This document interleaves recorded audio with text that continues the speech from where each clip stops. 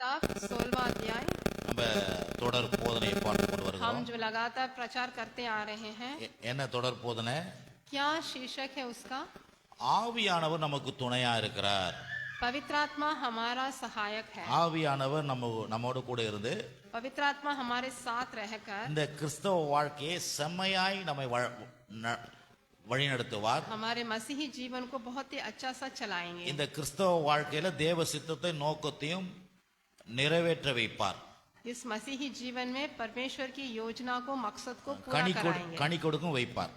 हम फलवंत हमें कराएंगे। ஆகவே வசனத்தை நம்ம வாசிப்போம். अभी हम वचन को யோவான் पढ़ेंगे। சுவிசேஷம் यूहन्ना का किताब 16ஆம் அதிகாரம் 16वां अध्याय, 13 14 வசனம். उसमें 13 और 14। 13 14 வசனம். சத்திய ஆவியாகி அவர் வரும் பொழுது சகல சத்தியத்துக்குள்ளும் உங்களை நடத்துவார். அவர் தம்முடைய சுயமாய் பேசாமல் தாம் கேள்விப்பட்டவைகளை யாவையும் சொல்லி வரப்போகிற காரியங்களை உங்களுக்கு அறிவிப்பார். அவர் என்னிடத்தில் எடுத்து என்னுடையதில் எடுத்து உங்களுக்கு அறிவிப்பதினால் என்னை மகிமைப்படுத்துவார். 13 और 14 पढ़ेंगे। परंतु जब वह अर्थात सत्य का आत्मा आएगा तो तुम्हें सब सत्य का मार्ग बताएगा, क्योंकि वह अपनी ओर से ना कहेगा, परंतु जो कुछ सुनेगा वही कहेगा, और आने वाली बातें तुम्हें बताएगा। वह मेरी महिमा करेगा, क्योंकि वह मेरी बातों में से लेकर तुम्हें बताएगा। आमीन। இந்த ஆவியானவர் குறித்து நம்ம ஏன் இதை பார்க்கிறோம்? பல வாரங்களா பார்க்கிறோம். हम पवित्र आत्मा के बारे में क्यों इतने सप्ताह से देखते आ रहे हैं? நம்ம இந்த கிறிஸ்தவ வாழ்க்கையில தொடர்ச்சியா சில காரியங்களை செய்து கொண்டு இருக்கணும்னு சொல்லிட்டு நம்ம பிரசங்கத்தை கேட்டோம். हम इस मसीही जीवन में लगातार कुछ काम करना है करके हम प्रचार के द्वारा हमने सुना है। அது என்ன? நம்ம ரட்சிக்கப்பட்டிருக்கிறோம் ஃபர்ஸ்ட். हम पहले उद्धार पाए हैं। அதில நிக்க கூடாது. அதுக்கப்புறம் தேவனை அறிகிற அறிவில வளரணும்னு சொல்லிட்டு பார்த்தோம். उसी में ठहर नहीं जाना है, परमेश्वर के जानने के ज्ञान में बढ़ना है। தேவனை அறிகிற அறிவில நின்ற கூடாது, நம்ம அதை விசுவாசிக்கணும்னு பார்த்தோம். हम परमेश्वर के जानने के ज्ञान में ठहर नहीं जाना है, हम विश्वास भी करना है। விசுவாசிக்கிறது மாத்திரம் இல்ல, அதை நம்ம பேச ஆரம்பிக்கணும்னு பார்த்தோம். सिर्फ विश्वास करना बस नहीं है, हम उसको बोलना भी है। பேசுறது மட்டும் இல்ல, அதை செயல்படுத்தணும்னு பார்த்தோம். जो भी हम बात करते हैं उसको हम लागू भी करना है। அது மாத்திரம் இல்ல, அதை தொடர்ச்சியா இந்த இத்தனை காரியமும் தொடர்ச்சியா செய்யணும். ये सब हम लगातार करना है। ரட்சிப்பை தொடர்ச்சியா விசுவாசிக்கணும். हम उद्धार में लगातार विश्वास करना है। தேவனை அறிகிற அறிவில தொடர்ச்சியா செயல்படணும். परमेश्वर के जानने के ज्ञान में हम लगातार काम करना है। விசுவாசிக்கிறத தொடர்ச்சியா செயல்படணும். विश्वास में लगातार रहना है। அதுக்கப்புறம் அந்த விசுவாசிக்கிறத பேசுறத தொடர்ச்சியா செயல்படணும். विश्वास में जो बात बोलते हैं उसको लगातार बोलना है। பிறகு நம்ம எதை விசுவாசிக்கிறோமோ அதுல தொடர்ந்து செயல்படுத்தணும். जो भी हम विश्वास करते हैं उसको लागू लगातार करना है। அது மாத்திரம் இல்ல, அதை முடிவு பண்ணி செய்யணும். उसको अंत तक निरंतर करना है। ஆனா இது செய்யறதுக்கு என்னுடைய சுய பலத்துல அல்ல, தேவ ஆவியானவர் நமக்கு கொடுத்திருக்கிறார். ये करने के लिए हम अपनी शक्ति से नहीं कर सकते हैं, पवित्र आत्मा हमें दिया गया है। அந்த ஆவியானவருடைய காரியத்தை நம்ம தொடர்ந்து பார்த்து கொண்டு இருக்கோம். उस पवित्र आत्मा के बारे में ही हम देखते आ रहे हैं। இந்த 13ஆம் வசனத்துல यहाँ 13वां वचन में ஆவியானவர் நமக்கு வாக்குத்தத்தமா கொடுத்திருக்கிறாரு. पवित्र आत्मा हमें एक वचन के रूप में दिया गया है। அது மாத்திரம் அந்த ஆவியானவர் நமக்கு சாட்சியா நிறுத்துவாரு. वो हमें साक्षी बनाकर खड़ा करेंगे। அந்த ஆவியானவர் வரப்போகிற காரியங்களை நம்மள அறிவிப்பார். இதெல்லாம் அந்த 13ஆம் வசனத்துல எல்லாத்தையும் பார்த்திருக்கிறோம். पवित्र आत्मा हमें आने वाली बातों को भी बताएंगे करके ये 13वां वचन में बोला गया है। வரப்போகிற காரியங்களை போதிக்கிறாரு. आने वाले बातों को हमें सिखाएंगे। அது மாத்திரம் இல்ல, அவர் சுயமாய் நம்மளை வழி நடத்தாமல் தேவ சித்தத்தில் நம்மளை வழி நடத்துவார். वो अपने ओर से नहीं कहेंगे, परंतु परमेश्वर की इच्छा को हमसे बोलेंगे। அது மட்டும் இல்ல, சகல சத்தியத்துக்குள்ள நம்மளை வழி நடத்துவார். हमें सत्य के मार्ग पर हमें चलाएंगे। அப்படின்னா வாழ்க்கையில எல்லா பகுதியிலும் நம்மளுக்கு சத்தியத்தை கத்து கொடுப்பார். हमें जीवन की हर रीति में हमें सत्य को सिखाएंगे। அது மட்டும் இல்ல, கேள்விப்பட்டவைகளை जो भी हम सुनते हैं நாம பேசிக்கொண்டே இருக்கணும், சொல்லிக் கொண்டே இருக்கணும்னு பார்த்தோம். जो हम सुनते हैं उसको बोलते रहना है। என்ன கேள்விப்படுறோம்? क्या सुन रहे हैं? வாரம் வசனத்தை கேள்விப்படுறோம். हर सप्ताह हम वचन को सुन रहे हैं। வாரம் தேவனை குறித்து கிறிஸ்துவை குறித்து கேள்விப்படுறோம். हर सप्ताह हम यीशु के बारे में, परमेश्वर के बारे में सुन रहे हैं। அதையெல்லாம் நம்ம சொல்லிக் கொண்டிருக்கணும். அதான் அந்த வசனத்திலே இது எல்லாமே சொல்லிக் கொண்டிருக்கணும் बोलते रहना है அப்படின்ட்டு பார்த்தோம். ये सब है वचन में। இல்லையா? आमीन।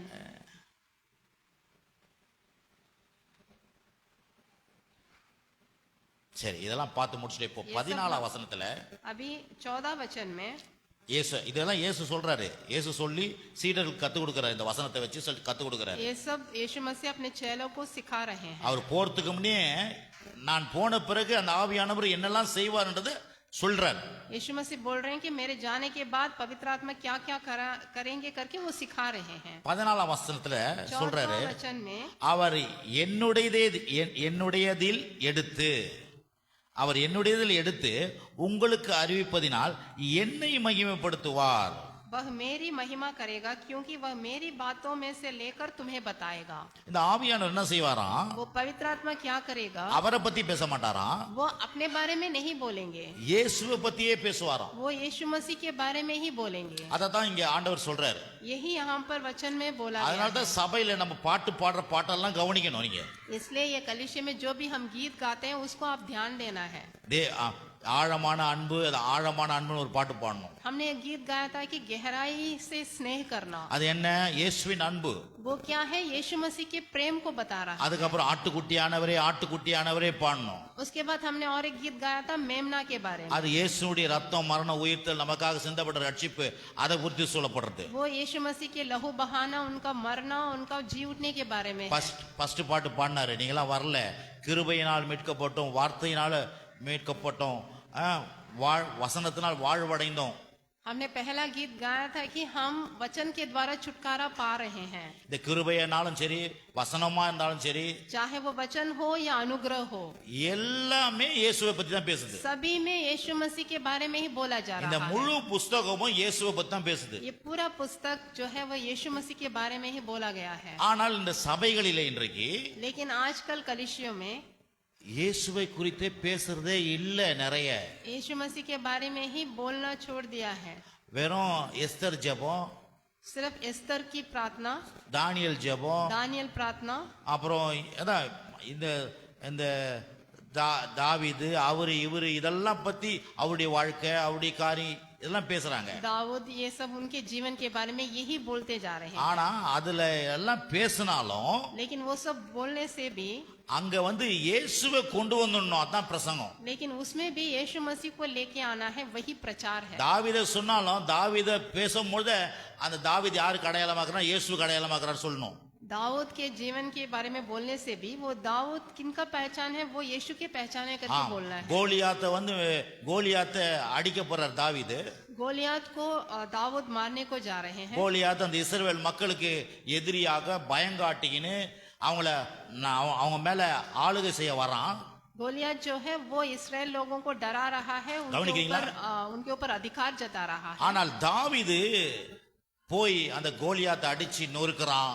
அவங்கள இந்த இஸ்ரவேல் மக்களை பாதுகாக்கிறான். लेकिन दाऊद जाके वो गोलियात को मार रहा है और ये इसराइल लोगों को बचा रहा है। அது என்ன சொல்லுது? इसका मतलब क्या है? இந்த பாவம், பேய், பிசாசு, வியாதி, மரணம் எல்லாம் மனுஷனை ஆட்டி படைக்க வருது. ये पाप और व्याधि सब मनुष्य के ऊपर आ रहा है। ஆனால் இயேசு அதெல்லாம் சரி பண்ண போறாரு. தாவீதின் அடிப்படையில இயேசு தாவீது இயேசுவின் அடையாளமாய் செயல்படுறாரு.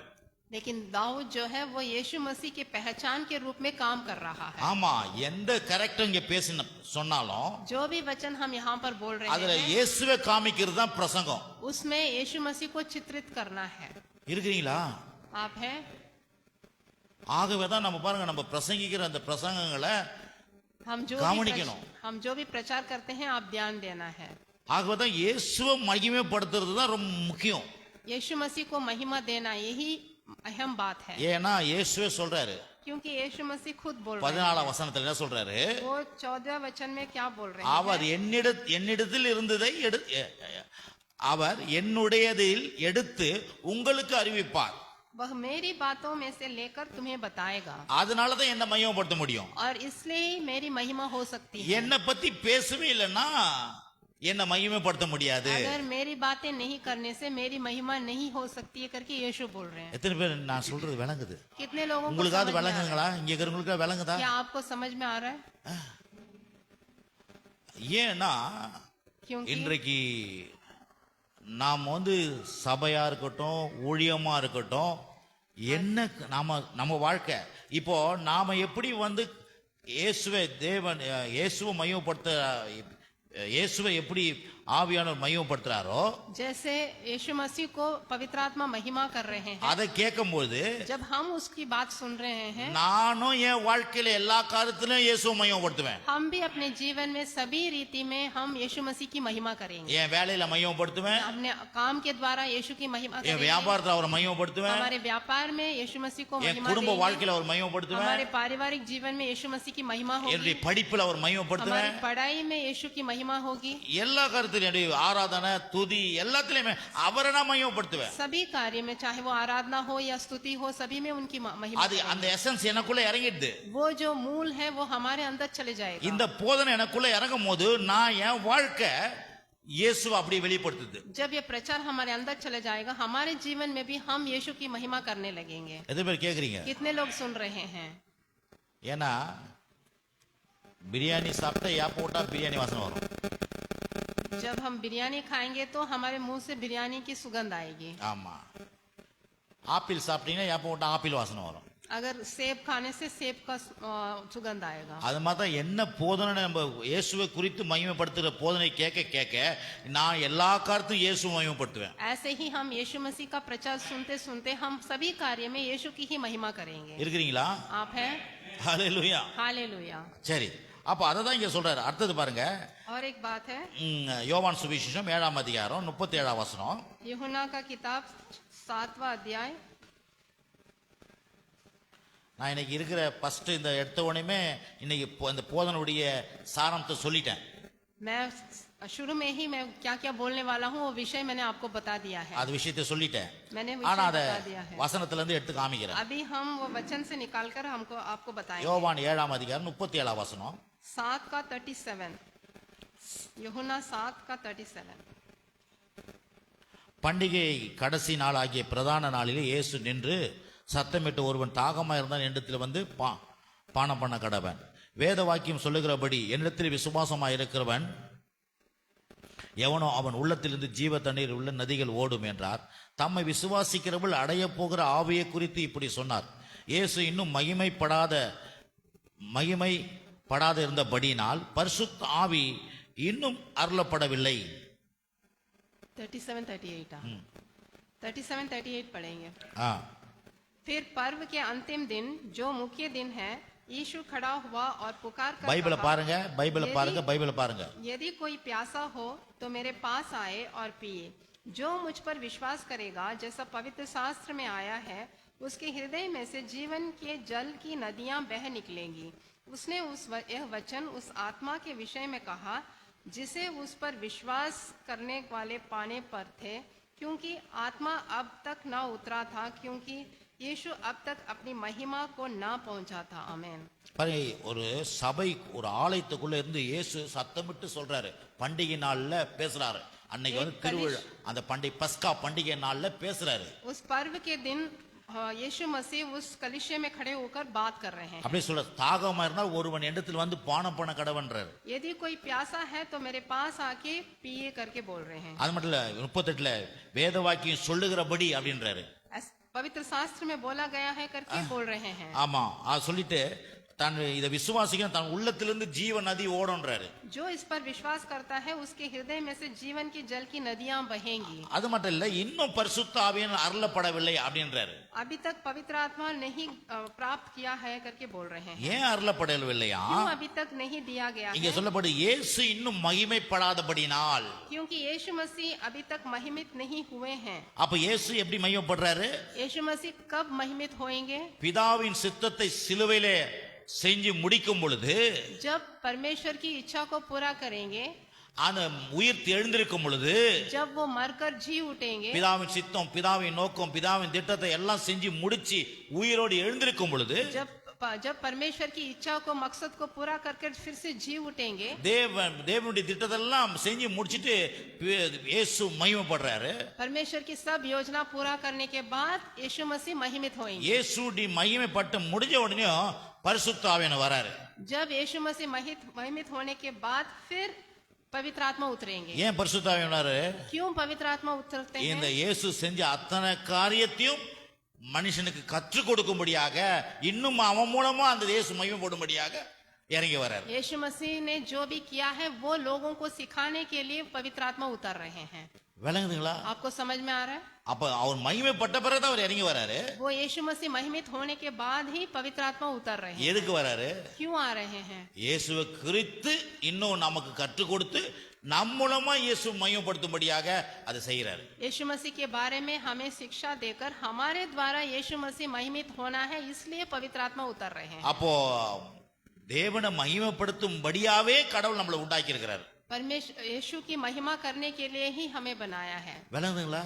आपको समझ में आ रहा है? தேவனை மகிமைப்படுத்துவதற்காகத்தான் இன்னைக்கு கிறிஸ்தவ மனுஷன் நீங்களான மாறி இருக்கிறீங்க. यीशु को महिमित करने के लिए हमें बनाया गया है। உலகத்தில் இருக்கிற யாருமே ரட்சிக்கப்படாத யாருமே கடவுளை மையப்படுத்துறதே கிடையாது. संसार के लोग जो उद्धार नहीं पाए हैं वो कभी परमेश्वर की महिमा नहीं कर सकते हैं। ஆமா, கடவுளை குறைச்சான் சொல்றாங்க.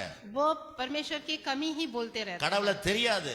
वो परमेश्वर को नहीं அது जानते மட்டும் கடவுள் என்ன செஞ்சிருக்கிறாரு என்று தெரியாதான் அவங்க எதையோ செஞ்சு நடக்கிறாங்க. போய் परमेश्वर क्या क्या किए हैं करके वो नहीं जानते, इसलिए वो खुद जाके कुछ ना कुछ करते रहते हैं। அப்ப பரிசுத்த ஆவி எதுக்கு வராரு? पवित्र आत्मा किस लिए उतर रहे हैं? இயேசு என்னெல்லாம் செஞ்சாருன்றத சொல்லும் பொழுது அவர் மகிமைப்படுறாரு. அது நம்முடைய வாழ்க்கையில அது வெளிப்படுது.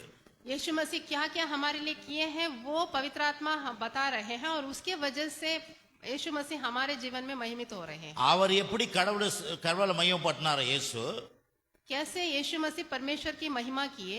நாமும் हम அதை भी செய்யும் பொழுது ऐसे करने से நம்முடைய வாழ்க்கையில எல்லாத்துலயும் தேவன் மகிமைப்படுவார். हमारे जीवन में भी हर रीति से परमेश्वर महिमित हो। மகிமைப்படுவார்னா என்ன? महिमित होने का मतलब क्या है? இப்போ நிறைய அர்த்தம் இருக்குது. इसके लिए बहुत से अर्थ हैं। மகிமைனா என்ன? महिमा का मतलब क्या है? கர்த்தர் உங்க வாழ்க்கையில நீங்க பிறக்கிறதுக்கு முன்னால, நீங்க பிறக்கிறதுக்கு கவனிக்கிறீங்களா? நீங்க இந்த பூமியில பிறக்கிறதுக்கு முன்னால தாயின் கருவில இருக்கிறதுக்கு முன்ன உங்களை பிறக்க வைக்க போறாரு. பிறக்க வைக்கும் போதுமே உங்களுடைய வாழ்க்கையின் அத்தனையுமே எழுதி கொடுத்துட்டு தான் உங்களை அமைச்சிக்கிறாருங்க. आपके जन्म होने से पहले ही आपके जन्म होने से पहले ही परमेश्वर ने जो जो आपके जीवन में होने वाला है वो सब लिख के दिया है। நான் இங்க பூமியில பிறந்திருக்கிறேன். हम ये संसार में पैदा हुए हैं। என்னுடைய வாழ்க்கையினை ஆரம்பத்துல இருந்து முடிவு வரைக்கும் அவர் திட்டமிட்டு எழுதி அமைச்சிட்டார். मेरे जीवन में क्या क्या होने वाला है और शुरुआत से अंत तक वो उन्होंने योजना बना के रखा है।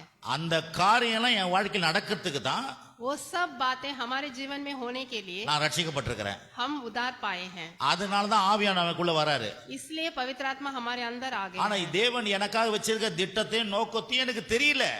परमेश्वर ने क्या क्या योजना हमारे लिए रखा है वो हम नहीं जानते हैं। அப்போ என்னுடைய நோக்கத்தையும் திட்டத்தையும் எனக்கு தெரிவிக்கிறதுக்கு தான் இயேசுவின் மூலமா ஆவியானவர் எனக்குள்ள இருந்து செயல்படுறாரு.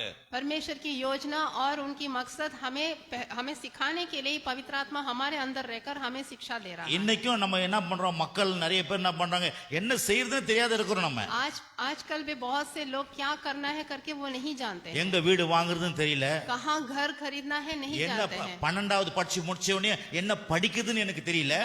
12वीं कक्षा के बाद क्या पढ़ना है करके वो बच्चे नहीं जानते। யாரை கல்யாணம் பண்ணீங்கன்னு எனக்கு தெரியல. किनसे शादी करना है करके वो नहीं जानते। இல்ல சமுதாயத்துல சரி இன்னைக்கு நான் இந்த தொழிலை தொடங்கலாமா, இந்த வியாபாரத்தை தொடங்கலாமா, இது வாய்க்குமா எனக்கு தெரியல. क्या व्यापार शुरू करना, क्या कारोबार शुरू करना है करके वो नहीं जानते हैं। ஏன் எனக்கு தெரியல? क्यों नहीं जानते हैं? எனக்குள்ள கடவுள் இல்லாதனால நான் குழம்பி இருக்கிறேன். क्योंकि हमारे अंदर पवित्र आत्मा नहीं है और हम उलझन में हैं। இன்னைக்கு உலக மக்கள் எல்லாம் அப்படிதான் இருக்கிறாங்க. आजकल संसार के लोग ऐसी स्थिति में ஆனா as it is செயல்படுறாங்க. लेकिन वो तो काम तो कर रहे हैं। ஆனாலும் கடவுள் சித்தமா செய்யறாங்களானா தெரியல. क्या वो परमेश्वर की योजना को पूरा कर रहे हैं वो नहीं जानते हैं। பொதுவா செயல்படுறாங்க. குழந்தை பிறக்கிறாங்க, படிக்கிறாங்க, அவ்வளவுதான் பண்றாங்களே ஒழிய, ஆனா நான் என்னுடைய நோக்கம் என்னன்னு தெரியாத வாழ்ந்துக்கிறாங்க. वो ऐसे ही जी रहे हैं, बच्चे जन्म हो रहे हैं, वो पढ़ाई कर रहे हैं, वो ऐसे जीते चले जा रहे हैं, लेकिन परमेश्वर की योजना पूरा कर रहे हैं क्या नहीं मालूम। அங்கதான் நீங்களும் நானும் இருந்தோம். हम भी वैसे ही थे, ஆனா இன்னைக்கு लेकिन आज நாம் ரட்சிக்கப்பட்டதுனால हम उद्धार पाने के बाद, முதல் ஸ்டெப் தேவ நாம ரட்சிப்பின் மூலம் மையப்பட்டுச்சு. हम उद्धार के बाद हम पहले सीढ़ी चढ़ गए हैं। கொஞ்சம் புரியுதா நான் சொல்றது? क्या கொஞ்சம் आप समझ पा रहे हो? மகிமை என்னன்னா, முதல் நான் ரட்சிக்கப்பட்டதே கடவுளுடைய நாம மையப்படுவதற்காக தான். महिमा का मतलब क्या है? पहले हम उद्धार पाए हैं, उसी की वजह से हम परमेश्वर की महिमा ஏன்னா कर நான் பாவம், என் வாழ்க்கையிலிருந்து பாவம், என் வாழ்க்கையிலிருந்து பிசாசு என் வாழ்க்கையிலிருந்து வெளியே போச்சு. हमारे जीवन में से पाप और शैतान बाहर चला गया। அது மகிமை இல்லையா கடவுளுக்கு? क्या वो परमेश्वर के लिए महिमा नहीं है? ஏன்னா அதுக்காகவே கடவுள் தன்னுடைய குமாரனை அனுப்பிச்சு பாடுபட்டார். क्योंकि उसी के मरिचा। लिए परमेश्वर ने अपने पुत्र को भेजकर पीड़ा सहा। அப்ப அதை ஒண்ணு சொல்லணும். எதுக்கு சொல்லணும்? அந்த ரட்சிப்பே என் வாழ்க்கையில கடவுளை மையப்படுத்துறதுக்காக தான் ரட்சிக்கப்பட்டிருக்கிறேன் நான். वो उद्धार ही हम परमेश्वर की महिमा करने के लिए ही उद्धार मिला है அந்த हमें। ஒரு ஸ்டெப்பின் மூலமாக वो पहले सीढ़ी के என் वजह வாழ்க்கையில से எடுக்கிற அத்தனை எல்லா ஸ்டெப்லயும் தேவன் என்னை மையப்படுத்தி கொண்டே வருவார். हमारे जीवन के हर कदम में परमेश्वर की महिमा होती आएगी। அதனால தான் விசுவாசிகள் பயப்பட தேவையில்ல. इसलिए विश्वासी कभी डरना नहीं है। விசுவாசிகளுக்கு எல்லாத்தையும் கர்த்தர் எழுதி கொடுத்திருக்கிறார். विश्वासी लोगों के लिए परमेश्वर ने सब कुछ लिखे दिया है। அதான் இயேசுவை பத்தி சொல்லுது. यही यीशु के बारे में भी बोला गया है। அவர் தன்னை குறித்து எழுதப்பட்ட இடத்தை எடுத்து விரிச்சி படிச்சாராம். यीशु मसीह एक जगह पर अपने बारे में जहाँ लिखा है उस वचन को निकालकर पढ़ा है। அதனால தான் நமக்கு வசனத்தை கேட்க வரோம். इसलिए हम भी वचन को सुनने आए ஏன்னா என்னை குறித்து எழுதியிருக்கிற காரியத்தை நான் கேட்டு கேட்டு என் வாழ்க்கையில கடவுளை மையப்படுத்தி வாழ क्योंकि போறேன். हमारे बारे में ही मैं भी यहाँ पर लिखा है, उसको सुनकर हम परमेश्वर की महिमा करेंगे हमारे जीवन में। புரியுதுங்களா? क्या आपको समझ में आ रहा அதுக்கு है? நான் என்ன கேட்கணும்? முதல்ல उसके लिए हमें पहले क्या सुनना है? பரிசுத்த ஆவியான இயேசு குறித்து சொல்றதெல்லாம் கேட்க கேட்க जो पवित्र आत्मा यीशु मसीह के बारे में बोल रहे हैं वो हम पहले सुनना है। எனக்குள்ள இருக்கிற இயேசு என்ன பண்ணுவார்னா, பிதாவுக்கு மையப்படுத்துகிற காரியத்தையே என்னை வாழ வச்சிருவாரு. तो हमारे अंदर जो यीशु मसीह है वो हमें महिमित जीवन में जिलाएंगे, எல்லா ஸ்டெப்லயும். हर कदम में। விளங்குதுங்களா? आपको समझ में आ இன்னொரு रहा है? வசனம் வாசிக்கிறேன் பாருங்க. और एक वचन யோவான் पढ़ेंगे, சுவிசேஷம் 15ஆம் அதிகாரம் 26ஆம் வசனம். यूहन्ना 15 का 26। 15:26. यूहन्ना 15 का 26।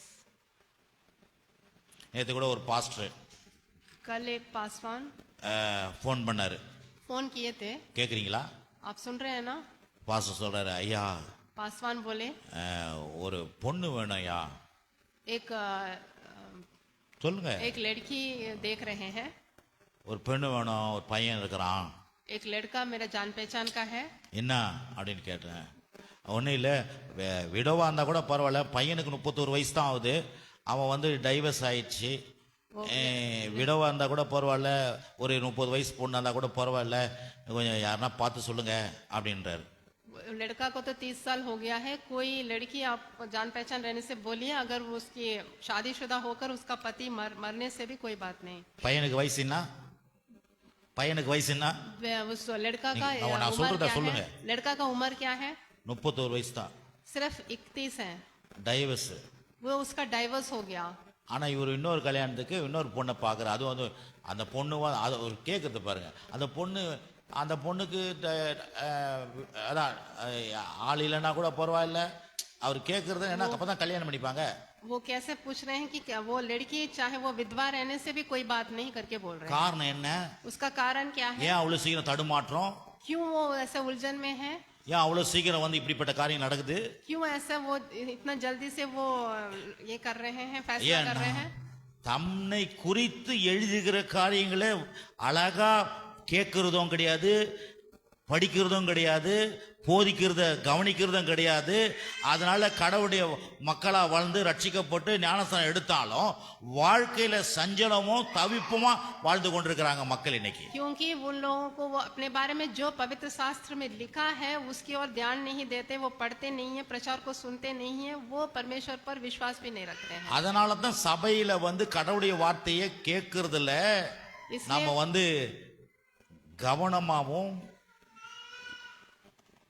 கவனமாகவும் ரொம்ப சீரியஸா இருக்கணும்.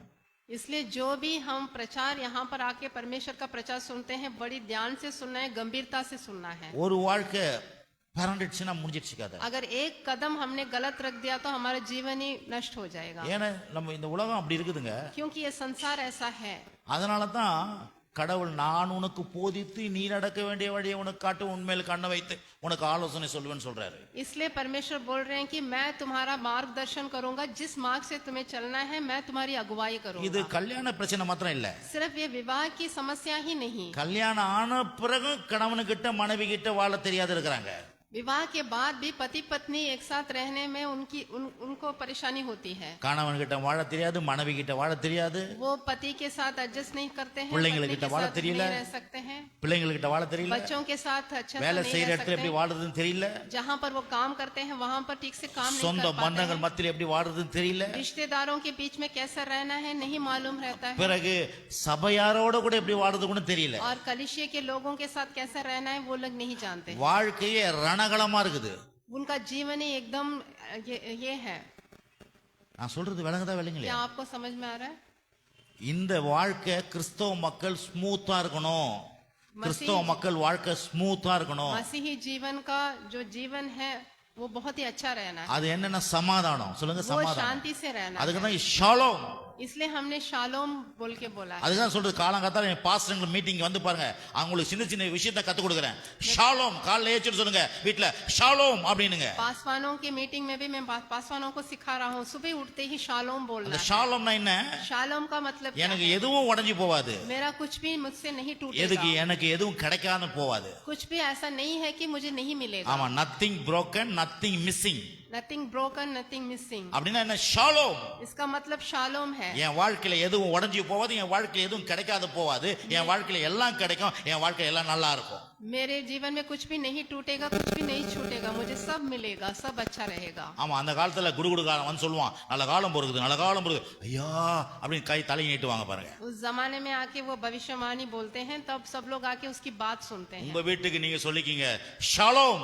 आप अपने आप சொல்லுங்க, எல்லாம் வாங்கி अपने घर தந்து के लिए இப்போ. बोलिए शालोम, காலையில சொல்லுங்க ஷாலோம். सुबह उठते ही बोलिए शालोम, எல்லாம் உனக்கு நல்லா இருக்கும், எல்லாம் உனக்கு கிடைக்கும். सब कुछ तुम्हारा अच्छा रहेगा, सब कुछ तुम्हें मिलेगा। சொல்லுங்க ஷாலோம். शालोम। ஒண்ணு அவனை கூப்பிடுறேன்னு எவ்வளவு அருமையான பேர் பாருங்க. कितना अच्छा नाम रखा है बच्चे को। இன்னைக்கு யூதர்கள் அதான் எந்திரிச்சு காலையில வந்த உடனே ஷாலோம் அப்படின்னுவாங்க. यहूदियां लोग भी सुबह उठते ही बोलते हैं शालोम। அததான் வந்து இவங்க முஸ்லிமுக்கு என்ன சொல்றாங்கன்னா சலாம் மாலிக் அப்படின்றாங்க. और मुसलमान लोग भी सलाम वालेकुम बोलते हैं। ஷாலோம்ன்றது எபிரேயர்ல அது நிறைய அர்த்தம் இருக்குதாம். इब्रानिया में शालोम का अर्थ बहुत से अर्थ है। அப்போ இதத்தான் சபையில நம்ம என்ன பண்றோம், ரொம்ப அழகா கத்து கொடுக்குறோம். நீங்க கேட்டுக்கிட்டீங்கன்னா உங்க வீடு சமாதானமா இருக்கும், உங்க குடும்பம் சமாதானமா இருக்கும், உங்க பிள்ளையுடைய வாழ்க்கையிலையும் சரி எல்லாத்துலயும் அந்த சமாதானம் நதியை போல போகும்.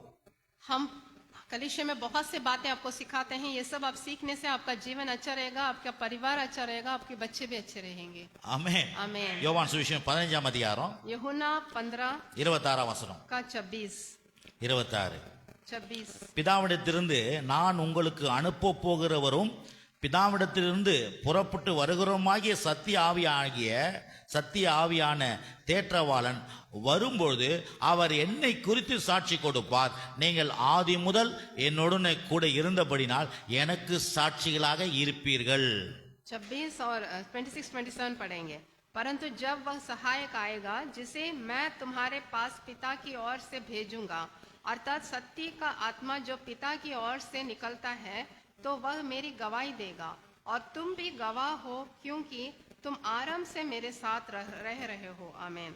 அப்படியே சொல்றாரு பாருங்க, திருப்பி இங்கேயும் சொல்றாரு பாருங்க. यहाँ पर भी बोल रहे हैं, பிதாவிடத்தில் நான் அனுப்ப போகிற जो पिताविடத்தில் பிதாவிடத்தில் புறப்பட்டு வருகிறவருமாகிய ஆவியானவர், சத்திய ஆவியானவர், जो सहायक हम भेजे जा रहे அவர் हैं, தேற்றவாளர் வரும்போது जब वो सहायक आएगा அவர் என்னை குறித்து சாட்சி கொடுப்பார். वो मेरी गवाही देंगे। அப்படின்னா நான் என்ன பண்ணிருக்கிறேன், நான் என்ன பண்றேன், நான் என்ன பண்ண என் ரத்தம் என்ன பண்ணுச்சு, என் மரணம் என்ன பண்ணுச்சு, என் உயிர்த்தெடு என்ன பண்ணுச்சு, நான் எதுக்காக பாடுபட்டேன், அந்த ரத்தத்தின் மூலமா இருக்கிற வல்லமை என்ன, यीशु मसीह के लहू के बारे में, लहू किस लिए बहाया गया है, कैसे वो जी उठे, उनका लहू का सामर्थ क्या है, இதெல்லாம் எப்படி சொல்லுவாரு? ये सब कैसे बोलेंगे? நீ போற சர்ச்சில இருந்து பாஸ்டர் மூலமா ஆவியானவர் பேசுவாரு. तुम जिस कलिशे में जा रहे हो पासवान के द्वारा पवित्र आत्मा तुमसे बात करेगा, அப்போ நீ அதை கேட்டு சாட்சி அந்த என் சாட்சியை கேட்ப. तब वो गवाही तुम सुनोगे. 27 சொல்ற அந்த நீங்கள் ஆதி முதல் என்னோட கூட இருந்தபடினாலே, और यहाँ पर बोल रहे तुम आराम से मेरे साथ रहे हो. நான் என்ன பண்ணேன்னு சாட்சி கேட்கற பாத்தீங்களா? आप हमारी गवाही सुन रहे हो ना आराम से. நீயும் சாட்சியா கடவுளை அப்படி சித்தத்தை அப்படி செய்ய ஆரம்பிச்சிடுவேன். तुम भी गवाह बनकर परमेश्वर की इच्छा को पूरा करोगे. என்னுடைய வார்த்தை அப்படியே உள்ள போவ जब वो वचन तुम्हारे अंदर जाएगा, நீ என்ன மாதிரி ஆயிடுவே. तुम भी मेरे साथ मेरे जैसे ही बन जाओगे. நீ என்ன மாதிரி? तुम भी मेरे जैसे ही बन जाओगे. ஆமா, சில பேர் கேட்பாங்க, என்ன இவ்வளவு குண்டா இருக்கிறீங்க, எந்த கட்டி அரிசி அப்படின்னுவாங்க. कोई बोलते हैं तुम इतने मोटे हो, किस दुकान का चावल खा रहे हो करके ऐसे मजाक में बोलते हैं. ஆமா, ஏன் நல்லா குண்டாகிறீங்க, तुम तो बहुत मोटे हो बोलते हैं. எந்த கடை அரிசி, किस दुकान से चावल खरीदा அத है. மாதிரி நீங்க கடவுளுக்கு மகிமையா வாழ வாழ வாழ சொல்லுவாங்க, எந்த கடை அரிசி, அவங்க ஏஎஃப்டிக்கு முடி போதன அரிசிங்க. ऐसे ही आप जब परमेश्वर की महिमा करने का जीवन जब जियोगे तो पूछेंगे किस कलिशे में आप जा रहे हो. நீங்க கொழுன்னு வாழும் பொழுது, जब आप हट्टे खट्टे जब रहोगे, ஆசீர்வாதமா வாழும் பொழுது, आशीषित जीवन जियोगे, சுகமா வாழும் பொழுது, आप चंगाई में जियोगे, நீங்க நிம்மதியா வாழும் பொழுது, आप शांति से जब जीवन जियोगे, நீங்க மற்றவங்களுக்கு கொடுக்கிற மக்களா வாழும் பொழுது, बहुतों को जब देने जैसा बनोगे, கடவுள் உங்க வாழ்க்கையில மகிமைப்படுவாரு. परमेश्वर आपके जीवन में महिमित होंगे. ஏன்னா இயேசு எல்லாருக்காக வாழ்ந்தாரு. क्योंकि यीशु मसीह सभी के लिए जिए. அவர் போதனை கேட்க जब उनकी प्रचार को हम जब सुनते हैं, நீங்களும் எல்லாருக்காக வாழ ஆரம்பிச்சிருவீங்க. आप भी बहुतों के लिए जियोगे. அதாங்க மகிமைப்படுத்துறது. यही है महिमित करना. விளங்குதுங்களா? आपको समझ में आ रहा है अभी? சரி, அடுத்தது பாருங்க. अब அப்போஸ்தலர் நடவடிக்கை 2ஆம் அதிகாரம், प्रेरितों का किताब में 2रा अध्याय, 2ஆம் அதிகாரம், அப்போஸ்தலர் நடவடிக்கை 2ஆம் அதிகாரம், प्रेरितों का 2रा अध्याय 32ஆம் வசனம். उसमें 32. இந்த இயேசுவை தேவன் எழுப்பினார், இதற்கு நாங்கள் எல்லோரும் சாட்சிகளாயிருக்கிறோம்.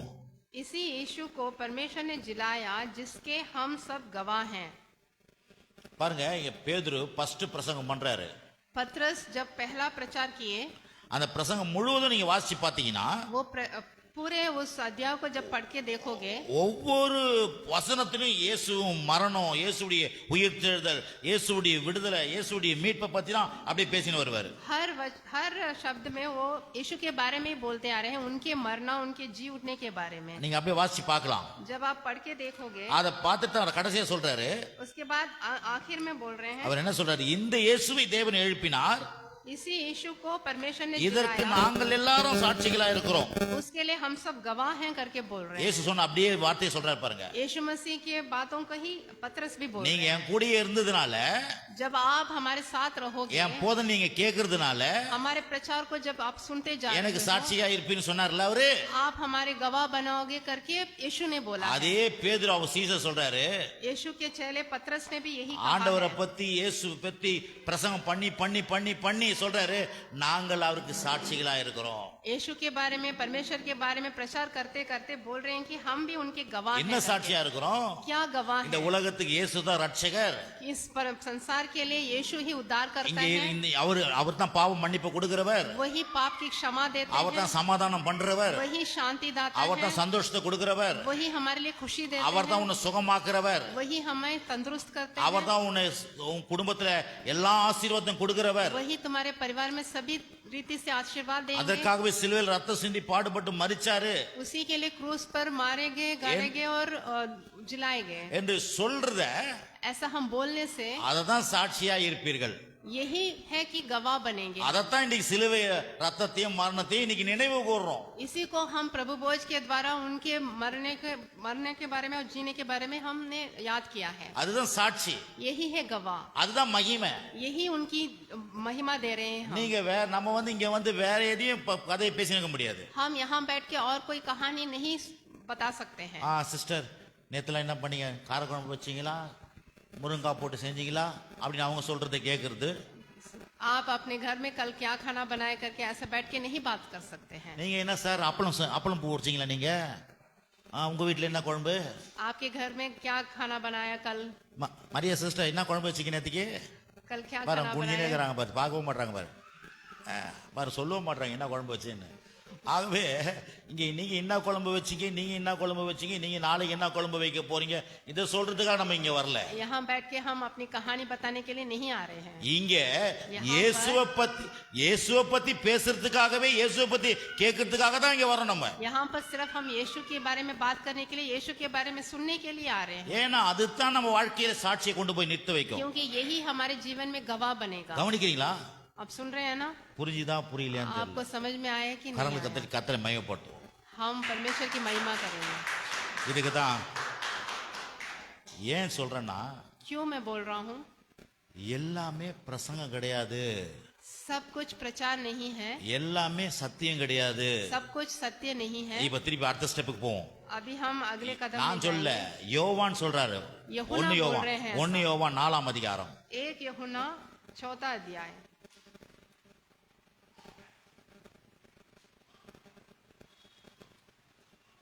1 யோவான் 4ஆம் அதிகாரம் 1 यूहन्ना 4 अध्याय 1ஆம் வசனம் उसमें पहला वचन। கவனிங்க. பிரியமானவர்களே, உலகத்தில் அநேக கள்ள தீர்க்கதரிசிகள் தோன்றி இருப்பதினால் நீங்கள் எல்லா ஆவிகளையும் நம்பாமல் அந்த ஆவிகள் தேவனால் உண்டானவைகளோ என்று சோதித்தறியுங்கள். हे प्रियो, हर एक आत्मा पर विश्वास न करो, वरन आत्माओं को परखो और वे परमेश्वर की ओर से हैं कि नहीं, क्योंकि बहुत से झूठे भविष्यद्वक्ता जगत में निकल खड़े हुए हैं। आमेन। கவனிக்கிறீங்களா? आप सुन रहे हैं ना? நீங்க என்ன சொல்ற? பிரியமான சொல்லுங்க, பிரியமானவர்களே. हे प्रियो, அப்படியே சபையில இருக்கிற பிரியமானவர்களே, इसका मतलब क्या? कलीसिया के ரட்சிக்கப்பட்டிருக்கிறவங்களே, प्रिय लोग, जो भी उदार पाए हैं, எப்பா கண்மூடிதனமா நடக்காதீங்க. आप आंख बंद करके नहीं चलना है, கண்மூடிதனமான ஏன்னா பள்ளத்துல போய் விழுந்துருவோம். फिर तो किसी गड्ढे में जाके गिर जाएंगे। சத்தியத்தை கேளுங்க, ஆவியானவர் சொல்றத சத்தியத்துல கேளுங்க. सत्य के वचन को सुनिए जो पवित्र आत्मा बोलते हैं। உலகத்தில் அநேக கள்ள தீர்க்கதரிசிகள் தோன்றி இருப்பதினால் संसार में बहुत से झूठे भविष्यद्वक्ता நீங்க हैं। எல்லா ஆவிகளையும் நம்பாமல் आप सभी आत्मा पर विश्वास नहीं அந்த करते। ஆவிகள் தேவனால் உண்டானவைகளோ என்று சோதித்தறியுங்கள். क्या वो आत्मा परमेश्वर की ओर से है क्या करके आप परख के देखना है। அடுத்தது சொல்றாரு, அது என்ன ஆவின்றது எப்படி சொல்றாரு, அதை எப்படி கண்டுபிடிக்கணும்னு சொல்றாரு. कैसे हम उसको परखना है करके बोल रहे हैं। தேவ ஆவியை நீங்கள் எதினாலே அறியலாம் என்றால், மாம்சத்தில் வந்த இயேசு கிறிஸ்துவை அறிக்கை பண்ணுகிற எந்த ஆவியும் தேவனால் உண்டாயிருக்கிறது. दूसरे वचन में बोल रहे हैं, परमेश्वर का आत्मा तुम इसी रीति से पहचान सकते हो कि जो कोई आत्मा मान लेती है कि यीशु मसीह शरीर में होकर आया है और वह परमेश्वर की ओर से है। आमेन। பாருங்க, ஆவின்னா என்ன அர்த்தம்னா பிரசங்கம். பிரசங்கம் आत्मा का मतलब क्या है? जो प्रचार करना है। எந்த பிரசங்கத்திலையும் जिस प्रचार में அது கள்ள பிரசங்கமா अगर वो गलत प्रचार रहने से, அல்லது நல்ல பிரசங்கமா, क्या वो गलत प्रचार है या अच्छा प्रचार எப்படி है? நீ கண்டுபிடிப்ப? कैसे आप पहचानोगे? எல்லாம் பிரசங்கம் பண்றாங்க, सब लोग प्रचार तो कर रहे எல்லாமே हैं, தோத்திரம் பண்ணினுக்குறாங்க, सब लोग स्तुति तो करते எல்லாமே हैं, அல்லேலூயா தான் சொல்றாங்க. सब लोग हालेलुया तो बोलते हैं। நான் சொல்ல, இத பைபிள் நம்மளுக்கு கத்து கொடுக்குது. पवित्र शास्त्र हमें सिखा रहा है, இத பிரிட்டோ வந்து இங்க சொல்லல. मैं यहाँ नहीं सिखा रहा हूँ। ஏன்னா உஷார் உஷார் சொல்றாங்க, ஜாக்கிரதை. आप होशियार रहना है। அப்போ என்னன்னா, எல்லாமே பிரசங்கமும் எல்லாமே பாடலும் எல்லா ஆராதனும் கிடையாது. सब प्रचार एक जैसा नहीं है, सभी आराधना एक जैसा नहीं है। அதனாலதான் நம்ம ஜாக்கிரதையா இருக்குன்னு சொல்லிட்டு பைபிள் நம்மளுக்கு சொல்லி கொடுக்குது. इसलिए हम होशियार रहना है कि पवित्र शास्त्र में हमें सिखाया गया है। அப்போ எப்படி கண்டுபிடிப்ப? हम कैसा पहचानेंगे? ஒவ்வொரு பிரசங்கத்திலும் ஒவ்வொரு காரியத்திலும் இயேசுவை பத்தி சொல்றாங்களான்றதை கவனிக்கணும். एक एक प्रचार में, एक एक गीत में भी यीशु के बारे में बोला गया है करके आप देखना है। இல்ல அவங்க கண்ணீர், அவங்க கவலை, அவங்க வேதனை, அவங்க துன்பம், அவங்க முழங்கால், அவங்க உபவாசம், அத பத்தி பேசுறாங்களா, கிறிஸ்துவ பத்தி தான் பேசினுக்கிறாங்களான்றதை கவனிக்கணும். या फिर अपनी आंसू, अपनी चिंता, अपने घुटना टेकना, अपने बारे में बोल रहे हैं या फिर यीशु के बारे में बोल रहे हैं करके आप पहचानना है। இயேசு என்ன சொன்னாரு? यीशु ने क्या कहा है? பரிசுத்த ஆவி வந்தார்னா जब पवित्र आत्मा उतरेगा, என்ன பத்தி தான் சொல்லி கொடுப்பாரு. अपने मेरे बारे में ही बोलेंगे करके यीशु ने बोला है, வேற எதையும் கதையெல்லாம் சொல்ல மாட்டாரு. और कोई कहानी नहीं बोलेंगे। ஆகவே தான் பாருங்க, இன்னைக்கு சத்தியத்தை சொல்ற இடங்கள்ல மக்களை பிசாசு அனுப்ப மாட்டான். इसलिए जहाँ पर सत्य की बात सिखाते हैं वहाँ पर लोगों को शैतान नहीं भेजता है। ஏன்னா கும்பல ஏன் போறாங்க? क्योंकि भीड़ भीड़ कहाँ जा रहा है? அவனுக்கு தெரியும், எல்லா குருட்டாட்டு ஜனங்க, குருட்டாட்டத்தில் நட்டி விடுவோம். अंधे लोग कहाँ जा रहे हैं? குருட்டாட்டம் வேதமே சொல்லு, குருட்டாட்டத்தில் நடத்தி விட்டுடலாம்.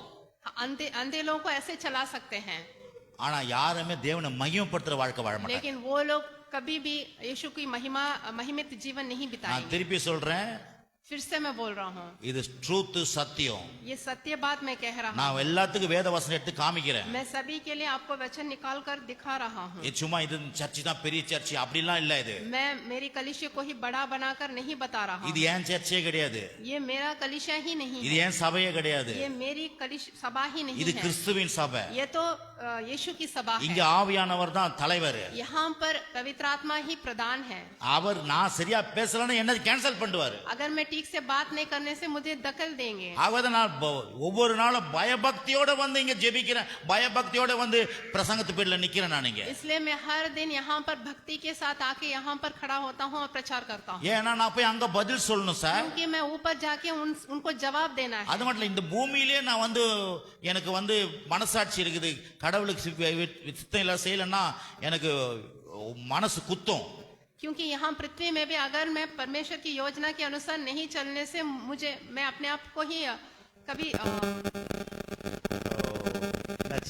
மனசாட்சி குத்தம், मुझे गलत महसूस होगा। ஆகவே அருமையானவர்ல इसलिए हे प्रियो, கேக்குறீங்களாங்க? आप सुन रहे हैं ना? பாஸ்டர் தாராளமா கேக்குறியா? आप सुन रहे हैं ना?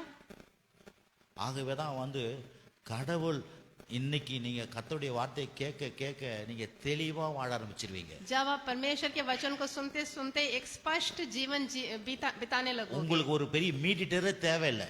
आपके लिए कोई मध्य की आवश्यकता नहीं है। நீங்க நிறைய பேரை நடத்த ஆரம்பிச்சிருவீங்க. आप बहुत लोगों को अगुवाई करने जैसा बनेंगे। அதைத்தான் நம்மளுக்கு கத்து கொடுக்குறாரு ஆண்டவர். यही मैं आपको शिक्षा दे रहा हूँ। கடைசியாக आखिर में வெளிப்படுத்தல் 19ஆம் அதிகாரம், प्रकाशित वाक्य 19ஆம் அதிகாரம் 10ஆம் வசனம், 19 का 10, 19ஆம் அதிகாரம் 10ஆம் வசனம். प्रकाशित वाक्य 19 का 10। அப்பொழுது அவனை வணங்கும்படி அவனுடைய பாதத்தில் விழுந்தேன். அவன் என்னை நோக்கி, இப்படி செய்யாதபடிக்கு பார், உன்னோடும் இயேசுவை குறித்து சாட்சியிட்ட உன் சகோதரனோடு கூட நானும் ஒரு ஊழியக்காரன். தேவனை தொழுதுகொள், இயேசுவை பற்றி சாட்சி தீர்க்கதரிசனத்தின் ஆவியாயிருக்கிறது என்றான்.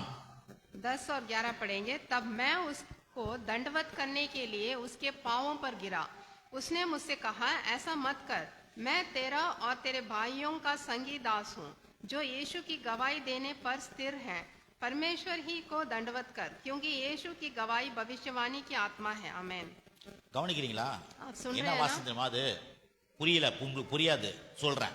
आपको समझ में नहीं आएगा, मैं आपको बताऊंगा। யோவான் என்ன பண்றாரு? यूहन्ना क्या कर रहे हैं? அங்கே தரிசனத்தை காண்றாரு. वहां पर उन्होंने एक दर्शन देखा। அதான் வெளிப்படுத்தல் விசேஷம். यही प्रकाशित वाक्य है। அந்த இடத்துல ஒரு தூதன் வந்து நிக்கிறான். वहां पर एक स्वर्गदूत आके खड़ा हो रहा है।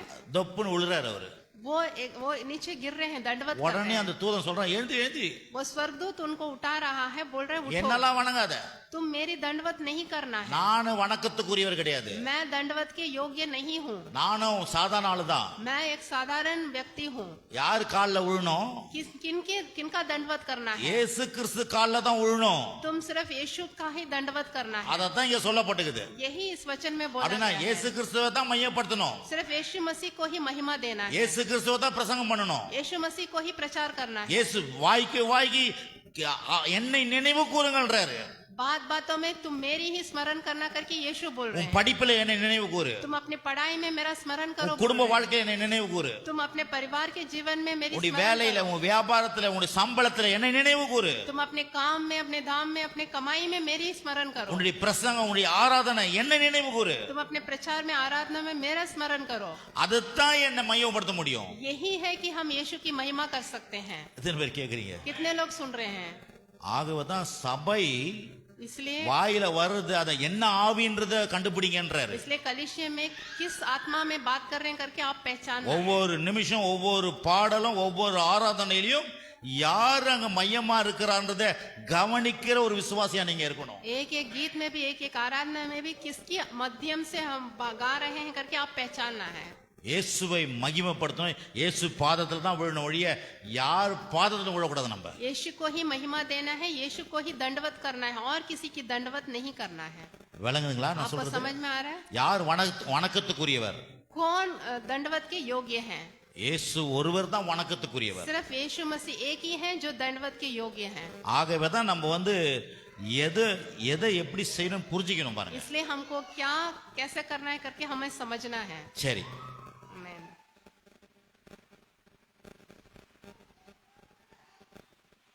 மீதி டைம் ஆயிடுச்சு.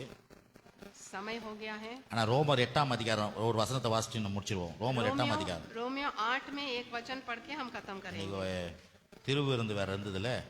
ரோமர் 8ஆம் அதிகாரம். रोमियो 8 8ஆம் அதிகாரம் இது முக்கியமானது. बहुत अहम बात है ये। இங்க நீங்க 17 இருந்து 28 வரைக்கும் வாசிக்கும் போது 8 में 17 से आप 28 तक जब पढ़ोगे என்ன சொல்றாருன்னா, इसमें क्या कह रहे हैं? நான் அப்படியே வாசிக்கிறேன், मैं ऐसे पढ़ रहा நம்ம हूँ, கேட்டுட்டு முடிச்சிருவோம். इसके बाद हम खत्म करेंगे। மீதி விளக்கலாம் நாளைக்கு.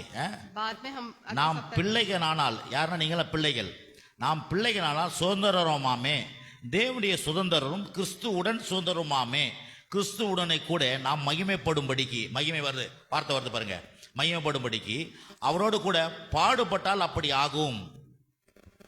17 पढ़ेंगे। और यदि संतान है तो वारिस भी, वरन परमेश्वर के वारिस और मसीह के संगी वारिस हैं। जब हम उसके साथ दुख उठाएं तो उसके साथ महिमा भी पाएं। आमीन। பாருங்க, இங்க यहाँ पर எல்லா வார்த்தையும் கொஞ்சம் கவனிக்கணும். इसमें हर एक शब्द को आप ध्यान देना है। இங்க பாடுபட்டால்ன்ற வார்த்தை வருதுல்ல, கவனிக்கிறீங்களா? यहाँ पर पीड़ा सहे हैं करके एक நம்ம உடனே ஓ பாடு போடணும் பொழுதோ சரியான பாடுயா. हम क्या सोचते हैं, हमें भी पीड़ा सहना है करके சபையில हम தான் சொல்லுவாங்க सोचते हैं। பாடுபடு பாடுபடு பாடுபடு. कलिश में आने से पीड़ा सहना करके बोलते हैं। பாடுபட்டால்னா என்ன அர்த்தம்னா, पीड़ा सहने का क्या मतलब है? புரிந்து கொண்டால். சொல்லுங்க समझना है, சொல்லுங்க, புரிந்து கொண்டால். समझना है। பாடுபடு நம்ம அப்படி அப்படி அப்படி அது பழைய தமிழ். அது ये ऐसे शब्द में लिखा है कि पीड़ा सहना है, அப்போ கடவுளை குறித்து புரிந்து கொண்டால். लेकिन हम परमेश्वर के बारे में समझना है। इसका அடுத்தது मतलब। 18, ஆதலால் இக்காலத்து பாடுகள் இனி நம்மிடத்தில் வெளிப்படும் மகிமைக்கு ஒப்பிடத்தக்கவை அல்ல என்று எண்ணுகிறேன். 18 में, क्योंकि मैं समझता हूँ कि इस समय के दुख और क्लेश उस महिमा के सामने जो हम पर प्रकट होने वाली है कुछ भी नहीं। அன்னைக்கு பாடுகள்ன்ற வார்த்தை வருதுல்ல, यहाँ पर क्लेश बोल के आया है। அன்னைக்கு நானும் இன்னொரு பாஸ்டரும் பேசியிருந்தோம். उस दिन मैं और दूसरे पासवान बात कर रहे थे। பேசும்பொழுது அவரு இன்னைக்கு இந்த ஜெபம் நடத்துறோம், இந்த ஜெபம் நடத்துறோம் அப்படி சொல்லியிருந்தாரு என்கிட்ட. ये प्रार्थना चलाना है, वो प्रार्थना करना है करके वो मेरे से बात कर रहे थे। நான் என்ன சொன்னேன், मैंने क्या कहा, அது உங்க பாடுதான் அப்படின்னு. वो तो आप ही का क्लेश है करके मैंने அவரு बोल தெரிஞ்ச दिया। பாஸ்டர், वो मेरे जान पहचान के பாடலாம் இல்லப்பா அது ஜெபம்பா அப்படின்னாரு. वो क्लेश नहीं है, वो तो प्रार्थना है करके वो पासवान बोले। நான் சொன்ன பாடுனா என்ன அர்த்தம்னா, क्लेश का मतलब क्या அது है? உங்க வேலைங்கன்னு சொன்னேன், அதுதான் பாடுன்னேன். ये तो आपका काम है करके मैं उस अर्थ में बोल அப்ப के உங்க मैंने வேலைன்னு சொல்றதுதான் பாடுகள். ये आपका काम है बोलने का। जैसे यहाँ पर இப்ப क्लेश நீங்க है, ஜெபம் செய்றீங்க, आप प्रार्थना कर रहे हो, அது உங்க பாடா? क्या वो आप क्लेश है? क्या சோறு தின்றீங்க, आप खाना खा रहे हो, அது பாடா? क्या वो एक पीड़ा है? அந்த பழைய பேச்சு இப்படி இருக்குது, அது பாடுகள்னா என்ன அர்த்தம்னா அது உங்க வேலைகள். पीड़ा का मतलब क्या है? ये आपका काम है। इसका मतलब ஆகதான் படிக்கும், அதுக்கு தான் தெளிவா பிரசங்கியார் வேணும் நமக்கு. इसलिए स्पष्ट रूप से जो हमें सिखाते हैं वो प्रचारक हमें ஆனா चाहिए। இப்படி பண்ணிட்டாங்க, பாடுகள் பாடுகள் பாடுகள் சொல்லி கிறிஸ்தவ மக்கள்லாம் கிறிஸ்தவ வாழ்க்கையா பாடுதாயா சாராளமா, ஐயோ பாடுயா பாடுயா. लेकिन कलिशे में तो पीड़ा पीड़ा बोलकर वो मसीह लोग क्या सोचते हैं, हाँ जीवन में तो पीड़ा और क्लेश ही है करके। என்ன சொல்ற, அதனால் இக்காலத்து பாடுகள்னா இக்காலத்து செயல்பாடுகள் இனி நம்மிடத்தில் வெளிப்படும் மகிமைக்கு ஒப்பிடத்தக்கவை அல்ல என்று எண்ணுகிறேன். इस समय के दुख और क्लेश उस महिमा के सामने जो हम पर प्रकट होने वाली है करके यहाँ पर लिखा है। இப்ப நான் ஜெபிக்கிறேன், अभी हम प्रार्थना कर रहे हैं, கஷ்டமா தான் இருக்குது. कष्ट होने से भी, ஆனா அந்த ஜெபிச்ச பிறகு வர ரிசல்ட் பயங்கரமா இருக்கும். அதான் அந்த வசனம். लेकिन वो प्रार्थना के बाद जो परिणाम आने वाला है वो बहुत ही भयंकर रहेगा। விளங்குதா விளங்கலையா? क्या आपको समझ இப்ப में आ रहा है? ஜெபிக்கிறேன், இப்ப சர்ச்சைக்கு வரேன், கொஞ்சம் கஷ்டமா தான் இருக்குது, ஏந்திரிக்குது 5 மணிக்கு ஏந்திரிக்குது ஏன்றதாக இருக்குது. कलिशे में आने के लिए सुबह 5 बजे उठने में तो बहुत तकलीफ तो होती है, கொஞ்சம் வேலை பாடாதான் இருக்குது, काम करने में तो कुछ तकलीफ तो होती है, ஆனா लेकिन ரிசல்ட் பயங்கர மகிமையா இருக்கும். उसका परिणाम तो கை महिमा காலை தட்டி கத்தனை மையப்படுத்தணும். आप ताली बजाकर उनकी महिमा कीजिए। நான் என்ன சொல்ல வரேன்னா, எனக்கே கடவுள் எனக்கு கொடுக்க அந்த வெளிச்சத்தை பார்த்து எனக்கு ஒரு பயங்கரமா சந்தோஷமாகுது. मुझे ही परमेश्वर ने जो प्रकाश मेरे अंदर भेजा है उसको देखकर बहुत ही मुझे आश्चर्य हो रहा है। ஜஸ்ட் ஒரு 5 மினிட்ஸ் முடிச்சிடலாம். अब 5 मिनट में हम खत्म कर देंगे। சரி, பாருங்க, நீங்களாம் நல்ல இடத்துல வந்துக்கிறீங்க. आप एक अच्छा जगह पर आए हो। மதுரையில ஒரு பாஸ்டர் இருக்கிறாரு, 4 மணி நேரம் பிரசங்கிக்கிறாரு. मदुरई में एक पासवान है, वो 4 घंटे तक प्रचार करता है। உட்கார்றது கூட கிடையாது இப்படிலாம். वो ऐसे बैठने को भी नहीं देते। ஒவ்வொரு வெளிப்பாடுக்கும் एक एक जब प्रकाश उनके ऊपर आएगा, கை தட்டு கை தட்டு கை தட்டு கை தட்டு கை தட்டு கை தட்டு தட்டு தட்டு இது என்ன தட்ட தக்குற உனக்கு கிடைக்காது போ, ताली बजाओ करके बोलते हैं। இப்போ அப்ப கூட தட்டல பாரு யாரும். இது என்னன்னா, இது ரிசீவ் கொடுக்கிற அந்த வார்த்தை எஸ் எஸ் எஸ் எஸ் எனக்கு. इसका मतलब क्या है? जो भी हम वचन देते हैं वो आप स्वीकार कर रहे हो। அததான் ஒரு பாஸ்டர் சொன்னாரு. एक और पासवान बोले, வெளிநாட்டுல எல்லாம் विदेशों में பிரசங்கம் பண்ணா जब वो प्रचार करते हैं, உட்காரவும் மாட்டாங்க சேர்ல. நான் பாத்துக்கிறேன் டிவில. प्रचार करने के समय वो लोग तो बैठते भी नहीं है कुर्सियों में। ஆமென் ஆமென் ஏஞ்சிமா அப்படியே கத்துவான். खड़े होकर आमेन आमेन करके चिल्लाते हैं। அத ஒரு பாஸ்டர் இங்க வந்து சொன்னாரு. वो एक पासवान यहाँ पर आकर அவங்க ஏந்திரிச்சு ரிசீவ் பண்ணிக்கிறாங்க, वो खड़े பெற்றுக்கொள்ள. होकर वो उसको अंगीकार करते हैं। ஆனா இந்திய கிறிஸ்தவங்களாம் உபவாசத்துல கில்லடி. लेकिन जो भारत के विश्वासी हैं वो तो उपवास ही करते हैं। இந்திய கிறிஸ்தவர்கள் உபவாசத்துல கில்லடி, भारत के जो विश्वासी हैं वो हमेशा उपवास करने में, ஃபாரின் கிறிஸ்தவங்களாம் பெற்றுக்கொள்றதுல கில்லடி. जो विदेश के जो विश्वासी हैं तो वो तो प्राप्त करने में बहुत काम करते புரியுதுங்களா? हैं। புரியுதா புரியலையா? क्या आपको समझ में आ रहा है? இந்திய கிறிஸ்தவங்க உபவாசம் பண்றதுல கில்லடி. जो भारत के विश्वासी हैं वो उपवास करने में तो बहुत ही अव्वल हैं। ஆமென். ஆனா நம்ம எப்படிப்பட்ட கிறிஸ்தவளா இருக்கணும் தெரியுமா? लेकिन हम कैसे विश्वासी रहना है? பெற்றுக்கொள்ளுகிற கிறிஸ்தவளா हम இருக்கணும். प्राप्त करने में अव्वल रहना ஆமா, है। ரிசீவ் பண்ணிக்கிற கிறிஸ்தவளா हम இருக்கணும். रिसीव करना है, प्राप्त करना है। Amen hallelujah. Amen hallelujah. ரெண்டு வசனம் வாசிப்போம். 19 19 पढ़ेंगे। ஆதலால் 19 மேலும் தேவனுடைய புத்திரர் வெளிப்படுவதற்கு சிருஷ்டியானது மிகுந்த ஆவலோடு காத்து கொண்டிருக்கிறது. அது என்னவென்றால், சிருஷ்டியானது அழிவுக்குரிய அடிமைத்தனத்தினின்று விடுதலையாக்கப்பட்டு தேவனுடைய பிள்ளைக்குரிய மகிமையான, எத்தனை வார்த்தை மகிமையான சுயாதீனத்தை பெற்றுக்கொள்ளும் கொள்ளும் என்கிற நம்பிக்கையோட வாசிங்க. 19-20 19 और 20 पढ़ेंगे। क्योंकि सृष्टि बड़ी आशा भरी दृष्टि से परमेश्वर के पुत्रों के प्रकट होने की प्रतीक्षा कर रही है, क्योंकि सृष्टि अपनी इच्छा से नहीं पर अधीन करने वाले की ओर से व्यर्थता के अधीन इस आशा से की गई है। आमेन। 21 வாசிக்கிறேன். அந்த சிருஷ்டியானது சுய இஷ்டத்தினால் அல்ல, கீழ்ப்படுத்தினவர்னாலே மாயைக்கு கீழ்ப்பட்டு இருக்கிறது. 21 पढ़ेंगे कि सृष्टि भी आप ही विनाश के दासत्व से छुटकारा पाकर परमेश्वर के संतानों की महिमा की स्वतंत्रता प्राप्त करेगी। आमीन। பாருங்க, இங்க தேவ புத்திரர் 19 வசனம் தேவ புத்திரன் சொல்லுது. यहाँ पर परमेश्वर का पुत्र बोल के बोला गया है। அப்ப 20 வசனம் மகிமைக்காக சொல்லப்பட்டிருக்குது. 20 में महिमा बोल के शब्द आया है। 21 வசனம் அந்த சிருஷ்டி எல்லாம் காத்து கொண்டிருக்குதாம். सृष्टि सब इंतजार कर रहा है करके बोला गया है। என்ன சொல்லுது? इसमें क्या कहने वाले हैं? இந்த சிருஷ்டினா யார்? நீங்க தான் சிருஷ்டிப்பு. सृष्टि बोलने से क्या है? हम ही सृष्टि हैं। அதே போல இயற்கைகளும் சிருஷ்டிப்பு தான். மரம் செடி கொடி மலை, जैसे प्राकृतिक बातें भी सृष्टि ही है। இந்த மரம் செடி கொடி எல்லாம் என்ன பண்ணுதான்? ये पेड़ पौधे सब क्या कर रहे हैं? தேவ புத்திரர் வெளிப்படுவதற்கு காத்துனுக்குதான். परमेश्वर के पुत्रों के प्रकट होने का प्रतीक्षा कर रहा है। தேவ புத்திரன் இயேசு பத்தி மத்த காத்துன இல்ல, सिर्फ यीशु मसीह के ही बारे में ही नहीं, இயேசுக்குள்ள விசுவாசிக்குள்ள இருக்கிற இயேசுவுக்காக காத்துனுக்குது ஜனங்க, சிருஷ்டி காத்துனுக்குதான். ये जो सृष्टि जो है विश्वासी के अंदर जो यीशु है அப்படினா उसके लिए प्रतीक्षा ஒவ்வொரு விசுவாசிக்குள்ள இருக்கிற இயேசு எப்போ வெளிப்படுவார்னு சொல்லி காத்துனுக்குதான். एक विश्वासी के अंदर भी जो यीशु है वो कब प्रकट होगा करके वो सारे सभी वो इंतजार कर रहे என்ன हैं। காத்துனுக்குது? क्या प्रतीक्षा कर रहे இது हैं? சாதாரண மனுஷனுங்கள் இல்லை இவங்க. ये लोग साधारण व्यक्ति नहीं இவங்க हैं। இயேசு உள்ளுக்குறாங்க. इनके अंदर यीशु हैं। இந்த இயேசு இவங்க வாழ்க்கையில வெளிப்பட போறாரு. कब यीशु उनके उनके अंदर से प्रकट होंगे? என்ன வெளிப்பட போறாரு? कैसे प्रकट होंगे? வியாதி இல்லாத, பலவீனம் இல்லாத, வறுமை இல்லாத, பிரச்சனை இல்லாத, போராட்டம் இல்லாத ஒரு மனுஷனா அந்த தேவ புத்திரர் இவங்களுக்குள்ள வெளிப்பட போறாரு.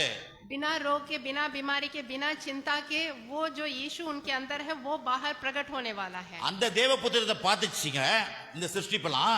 वो இயேசு என்கிற தேவ புத்திரரை பார்த்துச்சீங்க. यीशु को तो वो सृष्टि देख लिया है।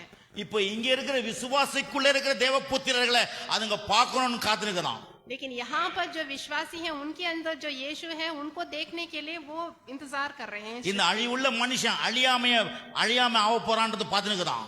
जो विनाशी जो मनुष्य है वो अविनाशी बनने के लिए वो सृष्टि इंतजार कर रहा है। வியாதியா இருக்கிற மனுஷன் வியாதி இல்லாத இருக்கிறத பார்க்க போறான். जो बीमार रोग बीमारी में है वो बिना रोग के होने के लिए वो इंतजार कर रहे हैं। கண்ணீர் சண்டை சச்சரவோடு இருக்கிற இந்த மனுஷனுக்குள்ள இருக்கிற இயேசு இருக்கிறதுனால இந்த கண்ணீர் சண்டை இல்லாத ஒரு புத்திரனை நான் பார்க்கறதுக்கு காத்துனுக்கிறேன் அப்படின்னு. जो आंसू में है, जो चिंता में है, वो बिना चिंता के, बिना आंसुओं के बदलने के लिए वो सृष्टि इंतजार कर रहा है। புரியுதுங்களா?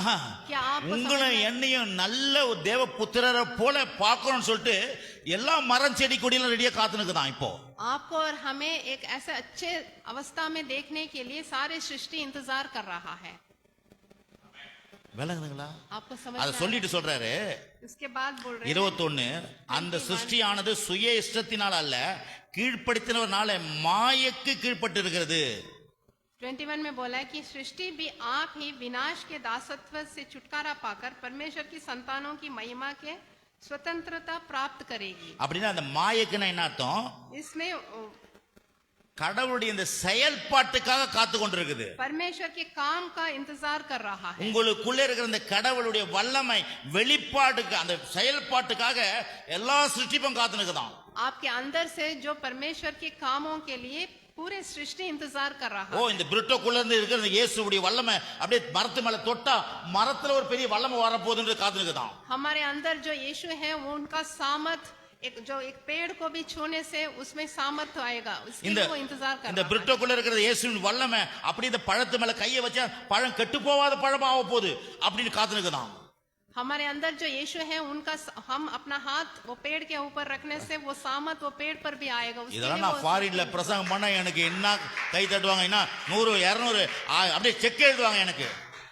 ऐसा प्रचार में विदेश में करने से मुझे इतना महिमा मुझे करेंगे, ஆனா எனக்கு வரப்போகுது அது மாதிரி. लेकिन मुझे ऐसे ही आएगा। ஆமா, யோபுடைய வாழ்க்கையில எல்லாரும் தங்கத்தை கொண்டாந்து கொடுத்தாங்களாம். अयुब के जीवन में सब लोग सोना चांदी लेके आके उसको दिए। அது மாதிரி நீங்க ஒரு நாள் எனக்கு தங்கமும் வெள்ளியும் சொத்துக்களையும் நீங்க அந்த வீடு வாசல் எல்லாத்தையும் நீங்க கொடுக்க போறீங்க பாருங்க. ऐसे ही இந்த சபையில அப்படி நடக்க போகுது பாருங்க. मुझे भी आप लोग भी सोना चांदी संपत्ति सब लेके आके चेक लिख के दोगे मुझे। ஏன்னா தேவ வார்த்தையை விசுவாசிக்கணும் சிஸ்டர், क्योंकि हम பிரதர். परमेश्वर के वचन पर हम विश्वास कर रहे हैं। ஏன்னா அதெல்லாம் எதிர்பாருன்னு சொல்லிட்டு வசனம் சொல்லுது. क्योंकि आप इसको आशा करो करके वचन बोलता है। அதுக்கப்புறம் நான் அடுத்த வாரம் வாசிக்கிறேன். उसके बाद अगले सप्ताह हम देखेंगे। பாருங்க 22 ஆகையால் நமக்கு தெரிந்திருக்கிறபடி இதுவரை சர்வ சிருஷ்டியும் ஏகமாய் தவித்து பிரசவ வேதனைப்படுகிறது. क्योंकि हम जानते हैं कि सारी सृष्टि अब तक मिलकर कराहती और पीड़ाओं में पड़ी तड़पती है। அதுவும் அல்லாமல் ஆவின் முதற் பலனாக பெற்ற நாமும் கூட நம்முடைய சரீர மீட்பாகிய புத்திர சுவிகார் வருகிறதுக்கு காத்திருந்து நமக்குள்ள தவிக்கிறோம். और केवल नहीं वही नहीं पर हम भी जिनके पास आत्मा का पहला फल है आप ही अपने आप में कराते हैं और लेपालक होने की अर्थात अपनी देह से छुटकारा की प्रतीक्षा करते हैं। அந்த நம்பிக்கையினாலே நாம் ரட்சிக்கப்பட்டிருக்கிறோம். காணப்படுகிறதை நம்புகிறது நம்பிக்கை அல்ல, ஒருவன் தான் காண்கிறதை நம்ப வேண்டியது என்ன? நாம் காணாதவையை நம்பினோமாகில் அது வருகிறதுக்கு பொறுமையோட காத்திருப்போம். आशा के द्वारा तो हमारा उद्धार हुआ है, परंतु जिस वस्तु की आशा की जाती है जब वह देखने में आए तो फिर आशा कहाँ रही? क्योंकि जिस वस्तु को कोई देख रहा है उसकी आशा क्या करेगा? 26 அந்தபடி ஆவியானவர் நமது பலவீனங்களுக்கு நமக்கு உதவி செய்கிறார். நாம் ஏற்றபடி வேண்டிக் கொள்ள வேண்டியது என்று அறியாமல் இருக்கிறபடினால் ஆவியானவர் தாமே வாக்குக்கு அடங்காத பெருமூச்சுகளோடு நமக்காக வேண்டுதல் செய்கிறார். 26 पढ़ेंगे। इसी रीति से आत्मा भी हमारी दुर्बलता में सहायता करता है, क्योंकि हम नहीं जानते हैं कि प्रार्थना किस रीति से करना चाहिए, परंतु आत्मा आप भी ऐसी आहें भर भर कर जो बयान से बाहर है हमारे लिए विनती करता है। आमीन। ஆவியான தேவனுடைய சித்தத்தின்படி பரிசுத்தவான்களுக்காக வேண்டுதல் செய்கிறபடினால் இருதயங்களை ஆராய்ந்து பார்க்கிறவர் ஆவியின் சிந்தை என்னதென்று அறிவார். और मनों को जांचने वाला जानता है कि पवित्र आत्मा की मनसा क्या है, क्योंकि वह पवित्र लोगों के लिए परमेश्वर की इच्छा के अनुसार विनती करता है। आमीन। என்ன சொல்லுது? इसमें क्या कह रहे हैं? பார்க்கிறத நம்பாதீங்க. देखने वस्तुओं पर आप विश्वास नहीं करना। பார்க்கிறதெல்லாம் உங்க வீட்ல இருக்கிற இன்னைக்கு பிரச்சனை எல்லாம் இதெல்லாம் நிஜம் கிடையாது. घर में जो अभी परेशानी है वो तो कभी सच नहीं है, இதுக்கு அப்புறம் ஒரு மாற்றம் வரப்போகுது. लेकिन इसके बाद जो परिवर्तन आने वाला है, உங்க வாழ்க்கையில சந்தோஷமும் சமாதானமும் நிம்மதியும் ஆசீர்வாதமும் உயர்வும் மேன்மையும் வெற்றியும் ஜெயமும் ஏராளமா தாராளமா ஒரு காரியங்கள் உங்க வாழ்க்கை சுத்தி வரப்போகுது. लेकिन इसके बाद जो आपके घर में जो शांति आने वाला है, जो उन्नति आने वाली है, उसकी ओर देखना है। ஆகவே நாம் பார்க்கிறது நம்புறது இல்ல, इसलिए हम देखने की चीजों को विश्वास नहीं करना है। நம்ம பார்க்காத நம்புறோம், अनदेखी बातों पर हम विश्वास ஆனா करें, அது வரப்போகுது. लेकिन वो बहुत ही शीघ्र आने वाला ஜஸ்ட் है, கொஞ்ச நேரத்துல நடக்க போகுது. बहुत ही तुरंत आने वाला है। அது சொல்லிட்டு சொல்றாரு उसके बाद बोल रहे हैं, 26 27 வசனத்துல ஆவியான ஜெபிக்கிறத பத்தி சொல்றாரு. 26-27 में पवित्र आत्मा प्रार्थना करने के बारे में बोल रहे हैं। ஜெபிக்கிறது மட்டும் இல்ல, प्रार्थना का मतलब சில நேரம் உங்க வாழ்க்கையில என்ன வாழ்றதுன்னு தெரியாத இருக்கிறோம். நம்ம कभी कभार हमारे जीवन में क्या कैसे रहना है करके हमें मालूम नहीं रहता। அது ஜெபம் மட்டும் இல்ல, सिर्फ प्रार्थना ही नहीं, என்ன வாழ்றது தெரியாத இருக்கும்போது நம்ம என்ன எப்படி வாழணும்னு சொல்லிட்டு நமக்கு டெய்லி சொல்லி கொடுத்துனே இருக்கிறாராம். सिर्फ प्रार्थना ही नहीं, हम कैसे जीना है करके हमें नहीं मालूम, लेकिन वो हमें सिखाते हैं कि कैसे जीना है। ஆமா, நானும் சில நேரத்துல எப்படி வாழ்றதுன்னு தெரியாத இருக்கிறேன். कभी कभार मैं भी कैसे जीना है करके मुझे कभी समझ में नहीं आता। நானும் சபையை குறிச்சு ஊழியத்தை குறிச்சு வீட்டை குறிச்சு குடும்பத்தை குறிச்சு நிறைய நேரத்துல நம்மளுக்கு சரியா என்ன பண்றதுன்னு தெரியாத இருக்கிறோம். कलीसिया के प्रति, हमारे जीवन के प्रति, परिवार के प्रति क्या करना है करके समझ में नहीं आता है। நற்செய்தி என்ன? सुसमाचार क्या है? அவர் கூட இருந்து எப்படி வாழணும்னு சொல்லிட்டு எப்படி செய்யணும்ன்றத நமக்கு நம்முடைய வாழ்க்கையை குறித்து எல்லாவற்றையும் சொல்லி கொடுப்பார். वो हमारे साथ रहकर हमें सब कुछ सिखाएंगे, सभी रीति में हमें सिखाएंगे कि कैसे जीना है। அதத்தான் 28 வசனம் சொல்லுது.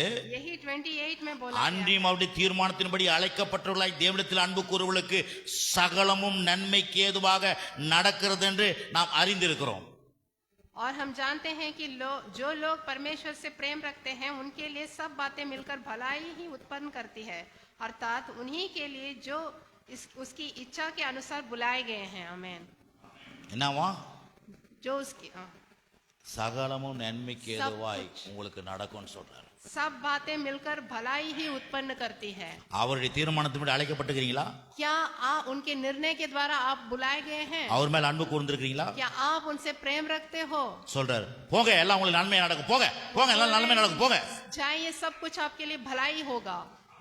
நான் சொல்லுங்க, அவர் சொல்றாருங்க, போங்க எல்லாம் நன்மை நடக்கும், போங்க போங்க நல்ல நன்மை நடக்கும், போங்க. सब कुछ आपके जीवन में भलाई ही उत्पन्न होगा करके बोल रहे हैं।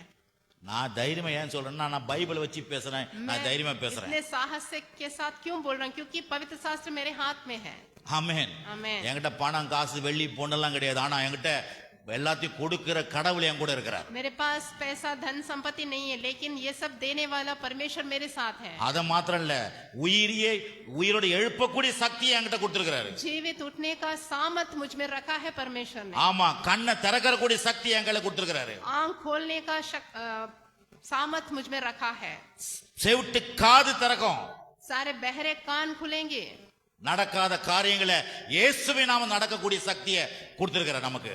जो भी काम नहीं हो पा रहा है उसको होने जैसा हमें सामर्थ दिया है परमेश्वर। அதான் சொல்றேன், நான் எல்லா சகலமும் நன்மைக்கே தான் நடக்குது என்று அறிந்திருக்கிறோம். सब कुछ भलाई ही उत्पन्न करेगा करके इस वचन में बोला गया। போங்க எல்லாம் சகலமும் நன்மைக்கே தான் நடக்கும். सब कुछ अच्छाई होगा, யார் ஒரு भलाई ஆமென் சொல்ல होगा। பாருங்க. आमीन। எல்லாம் சகலம் நன்மைக்கே தான் நடக்கும், போங்க. सब कुछ भलाई ही उत्पन्न होगा। நம்புறீங்களா? क्या आप विश्वास कर रहे हो? ஆவியானவர் பேசுறத நம்புங்க. पवित्र आत्मा जो आपसे बोल रहे हैं, வேற आप विश्वास எதை कीजिए। நம்ப போறீங்க? போய் फिर क्या भरोसा करोगे आप? இந்த சிரிப்பு ஆக்டர் சொல்றது நம்ப போறீங்களா? जो वो एक्टर्स बोल रहे हैं क्या वो आप भरोसा करने वाले हो? இல்ல காமெடி பண்றாங்களா அதை நம்ப போறீங்களா? या फिर कोई कॉमेडी कर रहे हैं उसकी भरोसा இல்ல करने அரசியல்வாதி சொல்றது நம்ப போறீங்களா? या फिर राजनीतिक बातों पर विश्वास करने ஆவியானவர் சொல்றது நம்புங்க. वाले? सिर्फ पवित्र आत्मा जो बोल रहे हैं उस पर विश्वास कीजिए, அதுதான் உங்க வாழ்க்கையில நிச்சயமா நடக்கும். वही आपके जीवन में निश्चित रूप से होगा। ஆமென். आमेन। ஜெபம் பண்ணுவோம். अभी हम प्रार्थना करेंगे। ஷதராபாக எல்லா கரங்களை உயர்த்தி கர்த்தருடைய வார்த்தைக்காக ஸ்தோத்திரம் பண்ணுவோம்.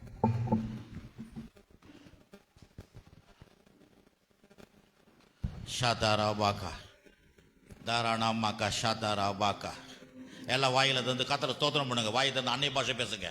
அந்நிய பாஷை பேசுங்க. सब लोग வாய்களை स्तुति திறந்து कीजिए, வாய் தருங்க. धन्यवाद दीजिए। எல்லாம் சொல்லுங்க. வாய் सब தர मुंह சொல்லுங்க. खोलकर धन्यवाद எல்லா வாயில दीजिए தந்து கர்த்தரை परमेश्वर को। துதிங்க. उनकी ஆமா स्तुति கர்த்தர் பேசுற कीजिए। ஆண்டவரே புரிஞ்சுதோ புரியலையோ உங்க வார்த்தைய மேல வந்து உழுந்ததுக்காக நன்றி. मैं समझ पाया या ना पाया, लेकिन जो वचन मेरे ऊपर आया उसके लिए धन्यवाद। ஆமா புரிஞ்சுதோ புரியலையோ என் மேல உழுந்ததுக்காக நன்றி. मैं समझ पाया नहीं पाया, लेकिन वचन जो मेरे पास आया है उसके लिए धन्यवाद। உங்க வார்த்தை என் மேல வாழ்க்கையில பலிக்கிட்டம்பா. वो वचन मेरे जीवन में पूरा हुए। அப்படி நான் சொல்லும் போது நீங்க சொல்லிடலாம் அதை. आप उसके ஆமா உங்க लिए, வார்த்தை என் மேல பலிக்கட்டும். आपका वचन मेरे जीवन में पूरा होए करके आप बोलिए। ஆண்டவரே உம் நாம மையம் போட்ட என் வாழ்க்கையில आपके नाम की महिमा मेरे जीवन என் में குடும்பத்துல हो, மையம் போட்ட ஆண்டவரே. मेरे परिवार में हो, என் பிள்ளை வாழ்க்கையில மையம் போடட்டும். मेरे बच्चों के जीवन என் में வேலையில हो, மையம் போடட்டும். मेरे काम पर आपकी என் महिमा சபையில हो, மையம் போடட்டும். मेरे कलीसिया में எங்க आपकी ஊழியத்துல महिमा हो, மையம் போடட்டும். मेरे सेवकाई में आपकी ஓ महिमा हो। எல்லா காரியத்திலும் மையம் போட்ட ஆண்டவரே. सभी रीति से आप ही की நீங்க महिमा। இல்லன்னா எங்களுக்கு ஒண்ணே இல்லப்பா. आप नहीं तो हम कुछ नहीं। இயேசுவே உங்களை நாங்க மையம் படுத்துறோம். यीशु मसीह हम आप ही को இயேசுவே உங்களை நாங்க மையம் படுத்துறோம். हम आप ही को சொல்லுங்க வாய் தந்து இயேசுவே यीशु உங்களை मसीह மையம் படுத்துறோம். हम आप ही को महिमा दे ஹிந்தில रहे சொல்லுங்க हैं। இயேசுவே. यीशु मसीह आप बोलिए। ஆமே बोलने இயேசு மசி यीशु मसीह மையம் படுத்துறேன். हम आप ही को महिमा दे रहे हैं। ஆமே ஆமென். ஹalleluya கரங்களை தட்டி கர்த்தரை உயர்த்துங்க. ताली बजाएं। ஹalleluya. ஓ praise Jesus. ஓ ஹalleluya hallelujah hallelujah hallelujah rava va va va va va va daralamaka o shadarama kaladuri bi kalaba ba kalaba laba oli barama kalamari bana makadurabaka. ஆண்டவரே உம்முடைய வார்த்தைகளை ஆண்டவர் அடியேன் மூலமாய் பேசினதுக்காக நன்றி அப்பா. எல்லா வார்த்தைகளும் எல்லாம் நல்ல நிலத்துல விழட்டும் ஆண்டவரே. நல்ல நிலத்துல விழட்டும். सारे वचन जो भी बातें मैंने बोला है अच्छे भूमि पर गिरे, वो सब எல்லாம் நல்ல நிலத்துல விழட்டும் ஆண்டவரே. अच्छे जमीन पर गिरे। ஏசப்பா நல்ல நிலத்துல விழட்டும் ஆண்டவரே. अच्छे जमीन எல்லாம் पर 100 தனையா வளையட்டும் ஆண்டவரே. लोग 100% ஓ 100% வளையட்டும்.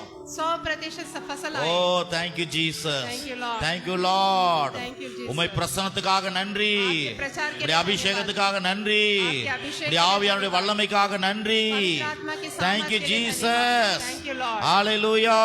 हालेलुया। ஓ உமக்கு நன்றி. आपको धन्यवाद पिता। ஸ்தோத்திரம் ஸ்தோத்திரம் ஸ்தோத்திரம். விடுதலை உண்டாகட்டும் விடுதலை உண்டாகட்டும். சரீரத்தில் விடுதலை சரீரத்தில் விடுதலை. शरीर में छुटकारा पाए। ஓ சரீரத்தில் விடுதலை शरीर में छुटकारा சரீரத்தில் விடுதலை. शरीर में स्वतंत्रता குடும்பத்துல पाए। விடுதலை.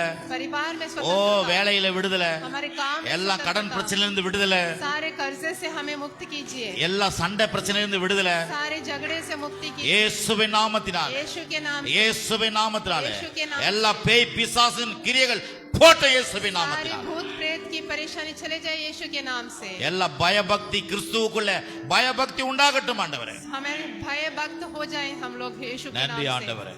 ஒவ்வொரு ஆசீர்வதிங்க. एक एक को भी ஒவ்வொரு आशीष ஆசீர்வதிங்க. दीजिए। एक एक को भी आशीष ஜனத்தின் மேல் ஆசீர்வாதம் தங்குவதாக சொன்னீங்களே. सभी के ऊपर आशीर्वाद ठहरे पिता। ஜனத்தின் மேல் ஆசீர்வாதம் தங்கட்டும். लोगों के ऊपर आशीर्वाद ठहरे। ஓ உம்முடைய ரட்சிப்பு ஜனங்களுக்கு உண்டாகட்டும். सभी को आपका उद्धार उनको उत्पन्न உம்முடைய होए। முகத்தை ஜனங்கள் மேல் பிரகாசிக்க பண்ணுவீராக. आपका मुख उन पर प्रकाशित होए। ஓ உம்முடைய பிரசன்னத்தை ஊற்றுவீராக.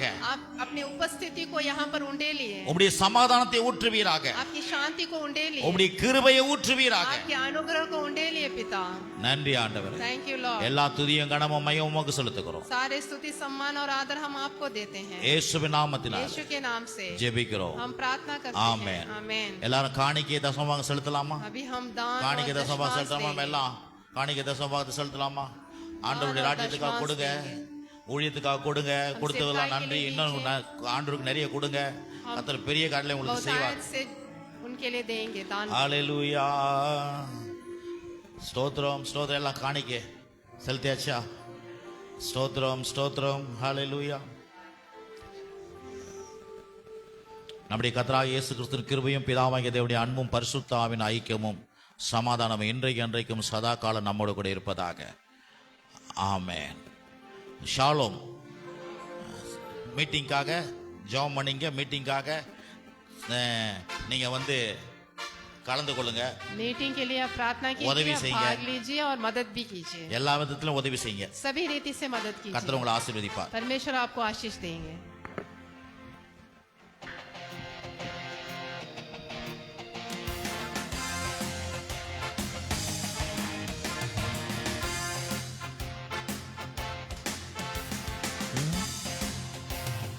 அற்புதம் அதிசயம் இந்த நாளில் நடக்க போகுது. அற்புதம் அதிசயம் இந்த நாளில் நடக்க போகுது. கவலைப்படாத கவலைப்படாத கவலைப்படாத கவலைப்படாத அற்புதங்கள் குவிய போகுதே. அற்புதங்கள் குவிய போகுதே. சூப்பர் நேச்சுரல் ஆண்டு இது. சூப்பர் நேச்சுரல் ஆண்டு. எல்லா காரங்களும் தட்டி பாடுமா? சூப்பர் நேச்சுரல் ஆண்டு இது.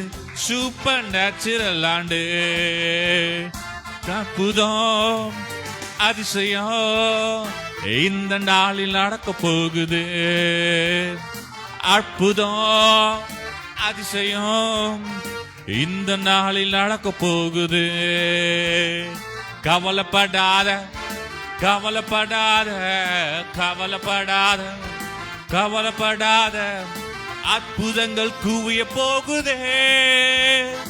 அற்புதங்கள் குவிய போகுதே. சூப்பர் நேச்சுரல் ஆண்டு இது. சூப்பர் நேச்சுரல் ஆண்டு. சூப்பர் நேச்சுரல் ஆண்டு இது. சூப்பர் நேச்சுரல் ஆண்டு. தடையாய் நிற்கும் இரும்பு கதவே தானாகவே திறக்க போகுது. தடையாய் நிற்கும் இரும்பு கதவே தானாகவே திறக்க போகுது. கேள்விப்படாத ஐஸ்வர்யங்கள் கேள்விப்படாத ஐஸ்வர்யங்கள் என் கதவை தட்ட போகுதே. என் களஞ்சியங்கள் நிரம்ப போகுதே. என் கதவை தட்ட போகுதே. என் களஞ்சியங்கள் நிரம்ப போகுதே. சூப்பர் நேச்சுரல் ஆண்டு இது. சூப்பர் நேச்சுரல் ஆண்டு. சூப்பர் நேச்சுரல் ஆண்டு இது. சூப்பர் நேச்சுரல் ஆண்டு. இயேசு ராஜாவுக்கு எல்லாருக்கும் ஷாலும்.